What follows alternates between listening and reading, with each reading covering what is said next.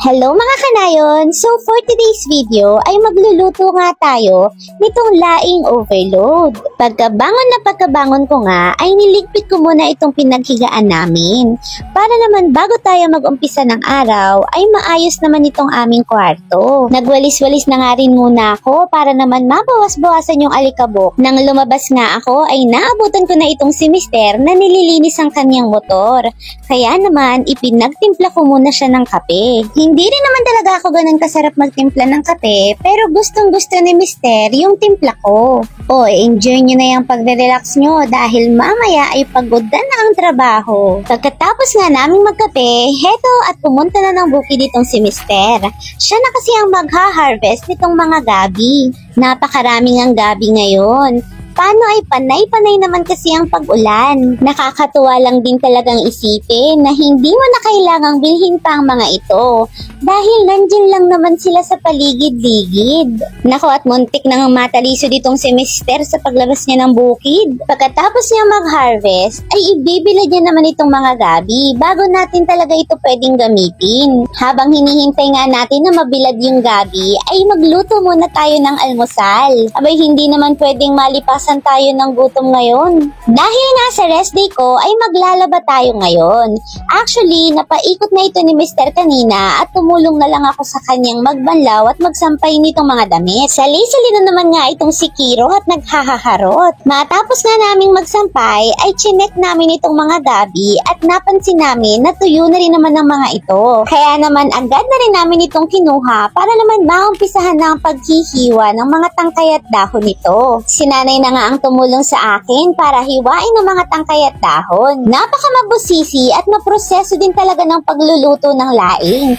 Kaya naman kinakailangan din talaga ng mahabang pasensya sa pagluluto nito. Bumili lang naman ng nyug itong si Mister pero nagpaka-cinematic na naman. May pakuha-kuha pa sa iba't ibang anggulo. Ginawa pa akong cameraman. Taray ng transition, may pa-shades. Magkukudkud lang naman ang nyug yan. Oh, Randy Santiago, ikaw ba yan? Ay, taray! Di rin talaga papakabugi ang si Mister Kanayon. Pagkatapos nga ng kudkudan, heto at pigaan naman ang nyugal na banan. Hindi nga masasayang ang bawat sapal nito dahil ipapakain natin to sa manok at pato. Ngayon naman ay hugasan natin itong dahon at tangkay ng gabi.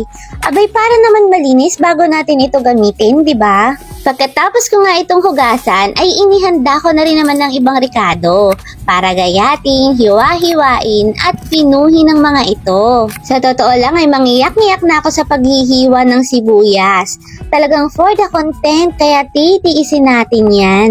Yung luya at yung bawang ay pareho kong inalmeres para naman pino yung pagkakagawa. Mas gusto ko kasi talaga sa bawang at luya yung medyo napipino sila. Buti na lang din at may almeres kami at hindi ako nahihirapang tadtarin ito.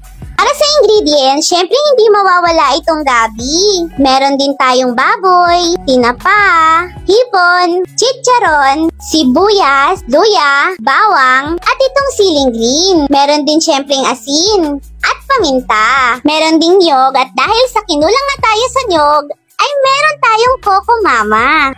Abay ayaw din talagang magpatalo nitong mister ko. Nung marinig niya nga na sinabi kong mangiyak-ngiyak ako sa paghihiwa ng sibuyas, abay mangiyak-ngiyak din naman daw siya sa pagpapaningas nitong kahoy. Nung mainit na nga yung kawali, ay una naming isinalang itong gata. Inilagay na rin namin yung tangkay ng gabi at yung dahon nito. Nauna na nga ring nailaga itong tangkay kanina para mas madali na rin itong maluto. Pagkatapos ay isinunod ko na rin agad itong mga spices. Saka natin ito tatakpan. Pagkakulo ay nilagyan ko na rin ito agad ng asin.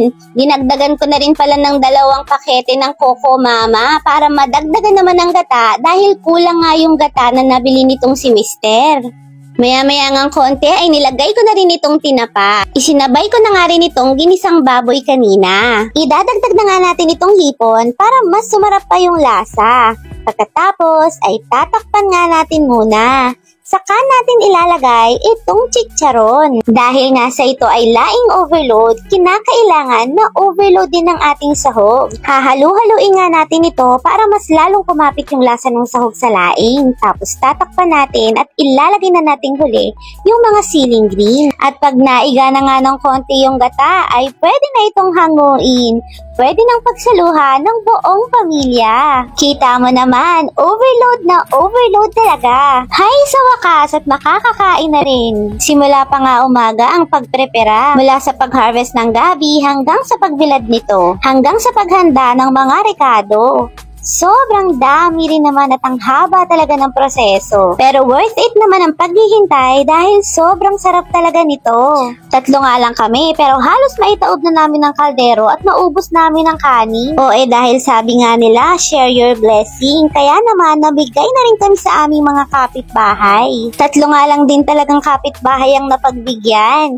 Paano ba naman gusto pa namin itong umabot hanggang kinabukasan? Una na nga sa listahan, itong si Maymay. Sunod nga naming pinuntahan itong kapatid ni Kanayon Clyde. Dahil sa tulog na ang mga tao ay iniwan na lang ni Clyde itong pagkain. Abay nilubos-lubos pa nga at kumuha na nitong saging. Pagkatapos nga naming magbahay-bahay ay umuwi na rin kami. Sobrang pagod na nga rin yan ni Kanayon Clyde at gusto nang magpahinga. Ayan at commending-kending pa nga muna. Maraming salamat po ulit sa panonood. Hanggang sa muli!